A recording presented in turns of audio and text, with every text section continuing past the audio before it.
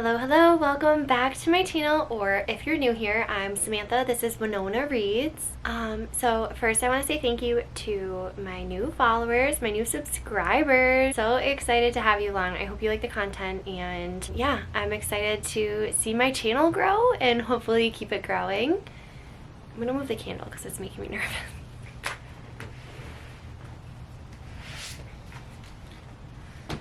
It's nice.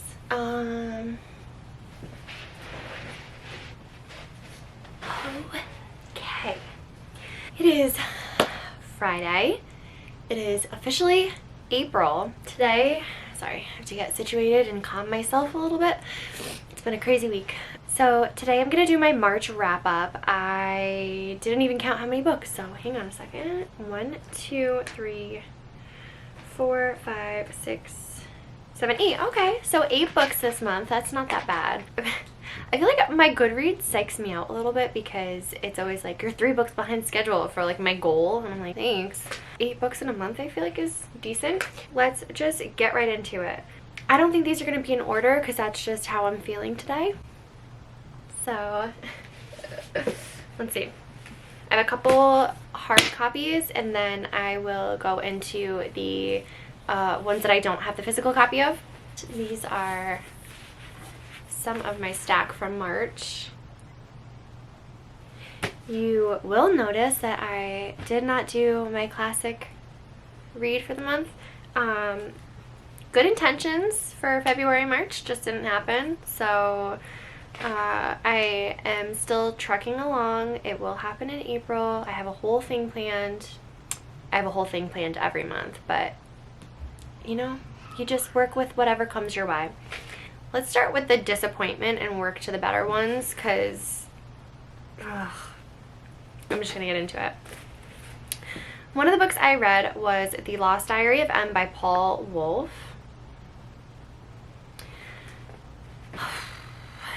Do not recommend. I'm so bummed because I am such a fan of JFK. I'm such a fan of like finding things out that no one really knows, and it just seemed like such a good concept, I guess, or story.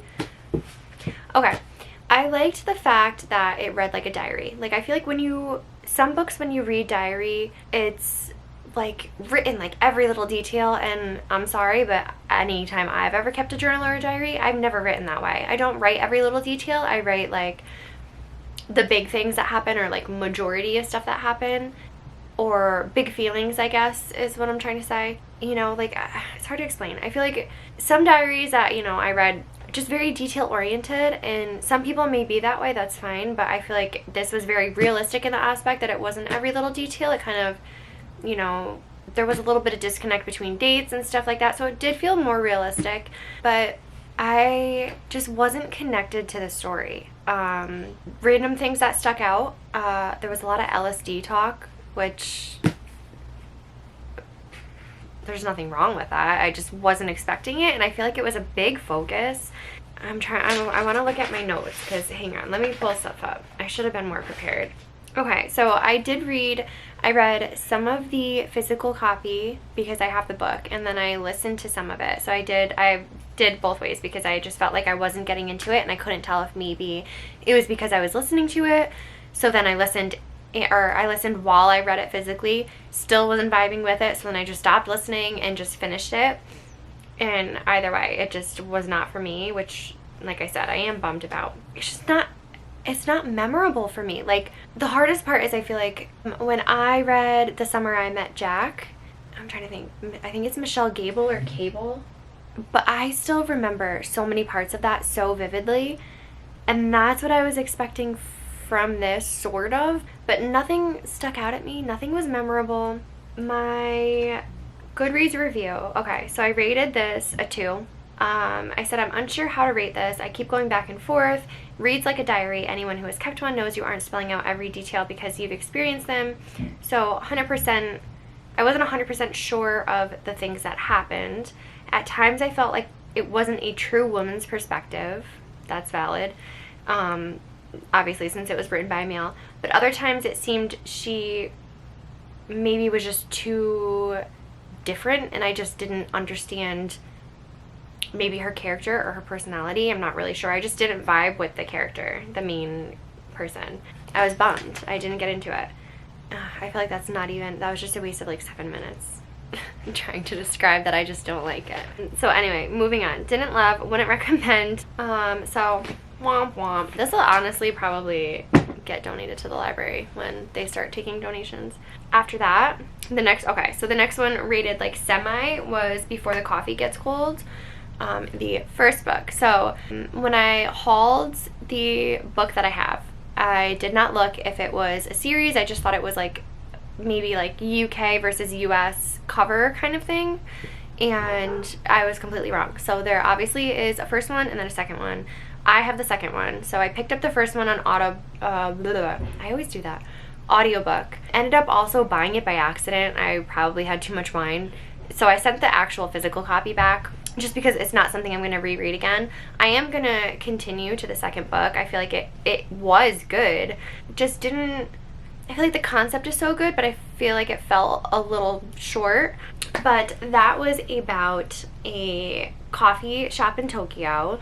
You followed, I think it was 4. I'm pretty sure it was either 3 or 4 characters going back in time. So you're able to either go in the future or go back in time. Most people choose to go back in time because in the future you don't obviously know what's going to happen. So to pinpoint one specific thing, like, you just don't know. Like, I'm trying to think. So say like you wanted to visit somebody in the future, but how do you know if they're going to be there on that date kind of thing? So yeah, so everyone, you know, goes back, travels back, and like I said, it was a good concept. I feel like it was I cannot talk today. I feel like it was well structured. It was a great concept. It was interesting. I just think, I don't know. I guess, I don't know if it's maybe because it's a translated piece. Maybe it just fell a little bit short for me, but I don't know. I just wasn't like 100% into it.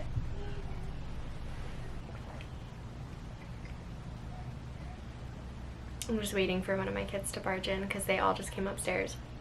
Let's get into some of the better reviews that I have. I can start with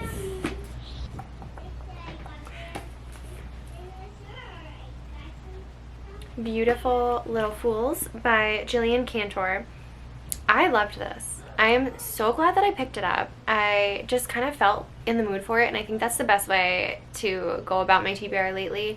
I always give myself such high hopes in trying to pick out what I'm going to be in the mood for, but I'm very much a mood reader, and if I'm glued to it from the first page, then it's easier for me.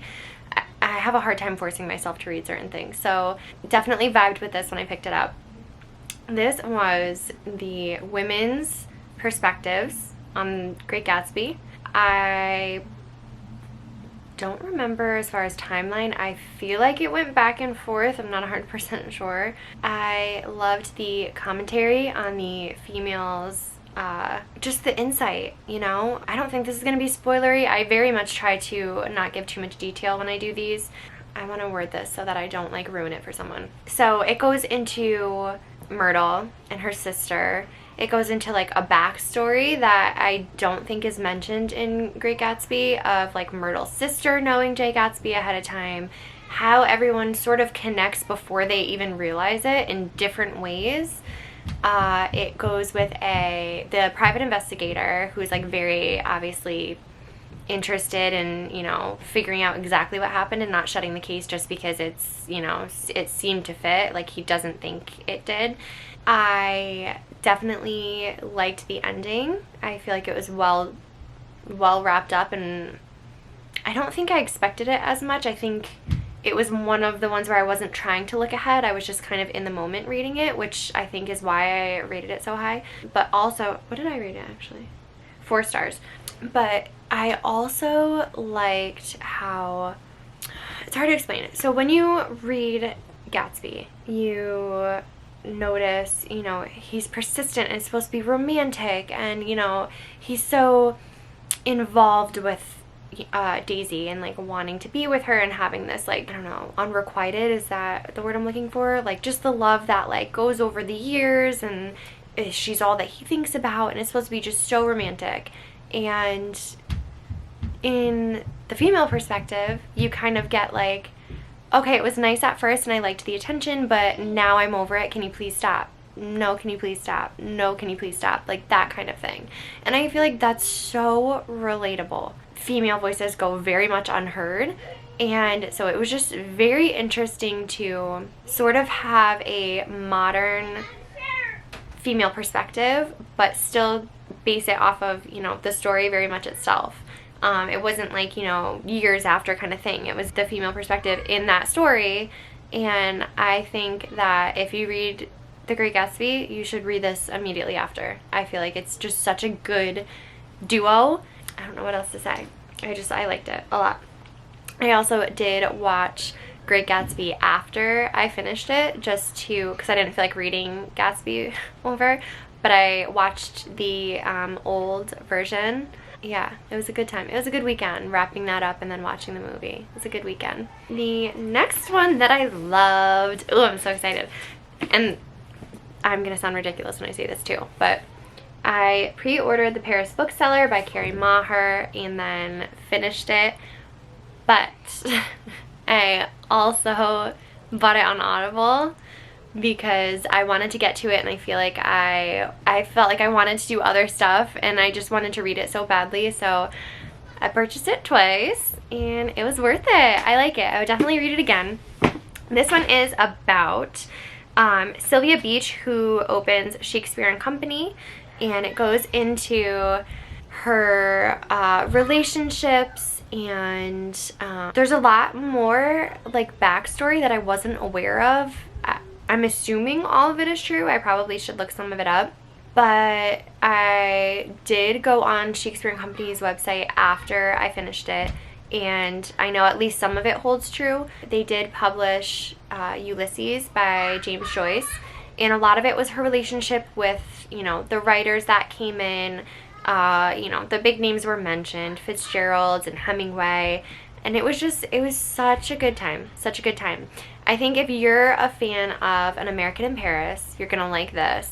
I think that it doesn't have the time travel aspect, but it has just that, you know, finding your place in relation to other people and your friendships, and kind of like finding who you are within your friends. Like I feel like sometimes, like very much Sylvia, for instance, kind of, you know, loves her friends and will do anything for them, but like towards the end she really finds her strength and her voice and sticks up for herself. And I just think Carrie Maher, I will pick up anything that she reads. I very much enjoy her writing style. I like the way that she tells the stories. I loved it.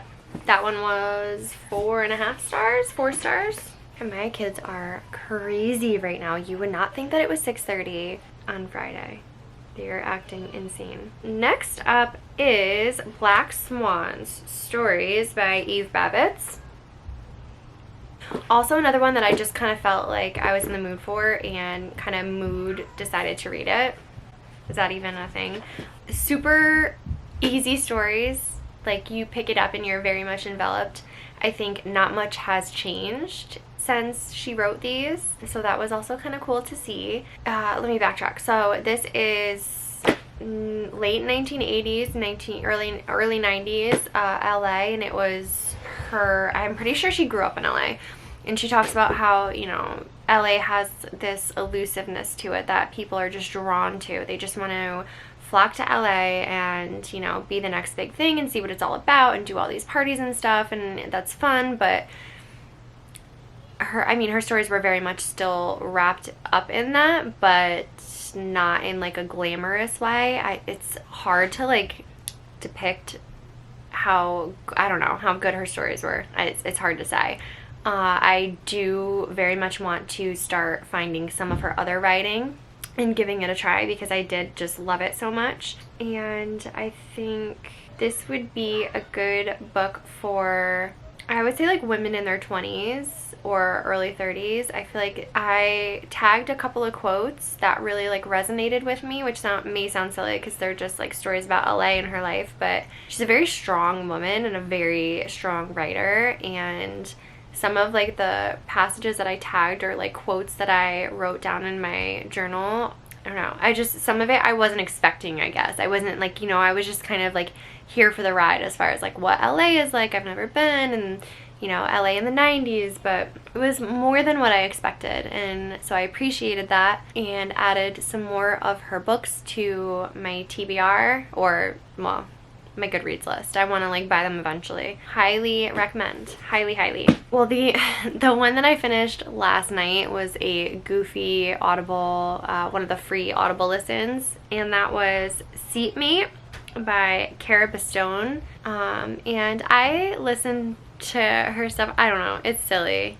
It catches my attention, and I listen to the whole thing pretty fast, so it's not silly, but they're just cheesy rom-coms that, you know, they're hard to rate because are they good stories? No, they're ridiculous. They're silly. That's just what they're meant to be. They're not supposed to be realistic, but it was cute, and I listened to it, you know, 2.5 speed. I finish it in more than half the time, and it's a good way to, you know, boost up my numbers, but it's also just what I've been vibing with lately at night, because my days are so crazy and I'm on my feet all day that by like 8 o'clock I'm just so tired. So I've been putting my headphones in, listening to stuff like that, and then doing like crosswords. I know I sound so old but like doing crossword puzzles with like a glass of wine and just, I don't know, being 80-year-olds in a 30-year-old's body. That's all. I had a graphic novel that I found on Libby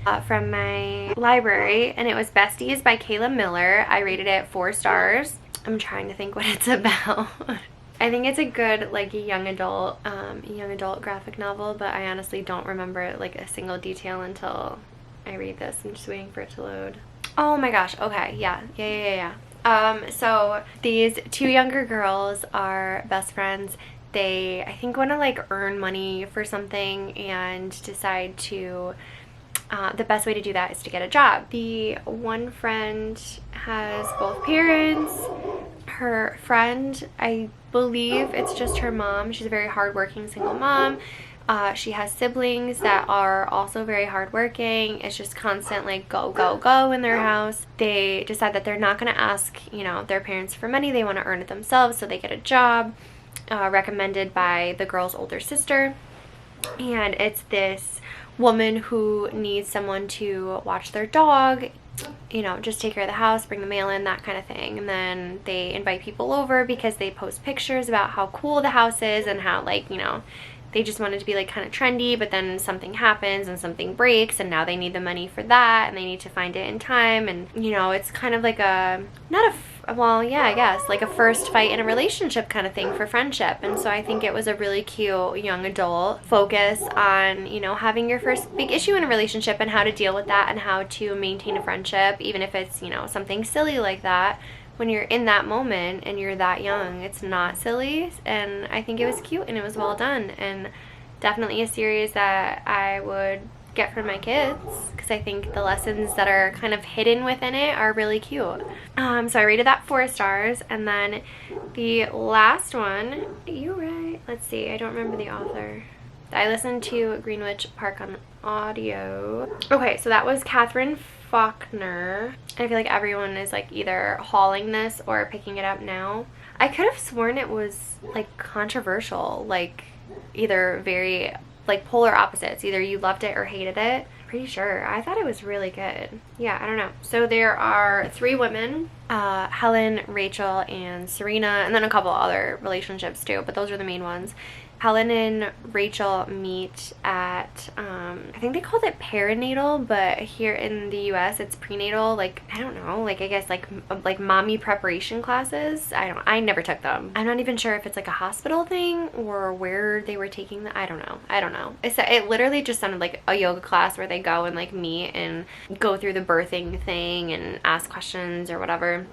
It's a thriller about a relationship where things happen pretty fast, and you know, the relationship kind of spirals, and she doesn't know like how to say no in a new friendship, or when things get uncomfortable she doesn't really know how to like respond. There are a few triggers in this book. and it went into one of the characters goes missing, and there's a whole backstory. I definitely had my suspicions going through, you know, how it would end. I did kind of, in a sense, because it's a thriller, look towards the end for like what's gonna happen, how is it gonna wrap up.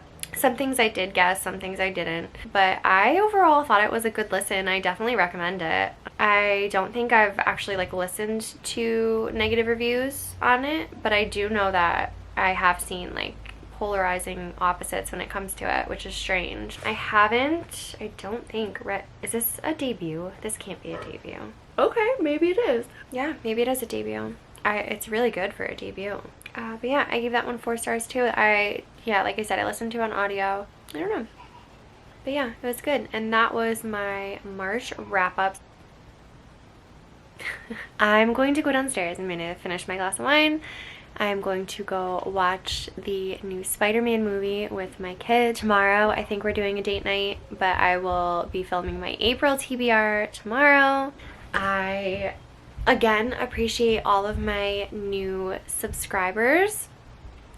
Please like, share, comment. I want to know what you're reading, what you love, if you've read any of the same stuff that I have, and what your thoughts are. I want to start building conversations. I'm excited for my channel and the progress, and I appreciate your support. So cheers, thank you, and I hope you guys have a good weekend and keep reading. Bye.